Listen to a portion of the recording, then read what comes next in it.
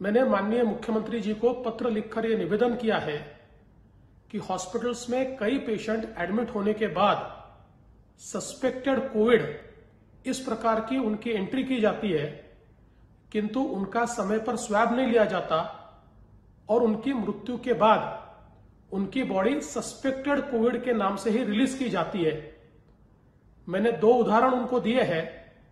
कि किस प्रकार से पेशेंट को एडमिट करने के बाद सस्पेक्टेड कोविड लिखा जाता है,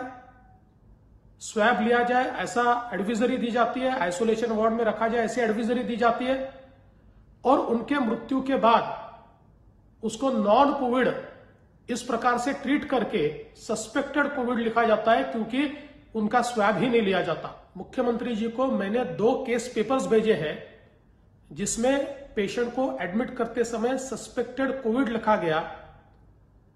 उनके एडवाइजरी में स्वैब लिया जाए, आइसोलेशन में एडमिट किया जाए ऐसा लिखा गया, और एक पेशेंट तो 4 दिन हॉस्पिटल में रहा और उसकी मौत हो गई, फिर भी उसका स्वैब नहीं लिया गया और बाद में मरने का कारण ये वापस सस्पेक्टेड कोविड लिखकर उसकी बॉडी रिलीज कर दी गई। और ऐसी एक ही हॉस्पिटल की 44 केसेस मेरे पास है और अलग अलग हॉस्पिटल्स की मिला के करीब 100 केसेस ऐसी है कि जिसमें इस प्रकार से बॉडी रिलीज कर दी गई है। इस प्रकार की कार्य पद्धति से भले ही कोविड से मरने वालों की संख्या में कमी दिखाई देती है, किंतु उससे कई सवाल खड़े होते हैं।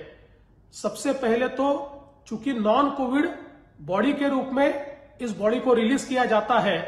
तो उसके अंत्य संस्कार भी नॉन कोविड बॉडी की तरह ही किए जाते हैं। साथ साथ कोविड पेशेंट के घर के लोग या कांटेक्ट के लोग, इनको हम लोग हाई रिस्क कांटेक्ट मानते हैं और उनको क्वारंटीन करते हैं, लेकिन चूंकि इनको नॉन कोविड माना जाता है तो घर वालों को न क्वारंटीन किया जाता है न उनकी कोई टेस्ट की जाती है, और इसके चलते शायद बिना चाहते हुए भी उन घर वालों के माध्यम से कोविड फैलने की एक पॉसिबिलिटी तैयार हो जाती है। मैंने ये निवेदन किया है कि प्रोटोकॉल का पूरा पालन किया जाए, जैसे ही पेशेंट एडमिट होता है उसका स्वैब टेस्ट किया जाए, और साथ साथ इससे पहले जो बॉडीज रिलीज हुई है ऐसे लोगों के घर के लोगों को या क्लोज कॉन्टैक्ट को ट्रेस करके उनको क्वारंटीन करना और उनकी टेस्ट करना, ये भी कार्रवाई की जाए।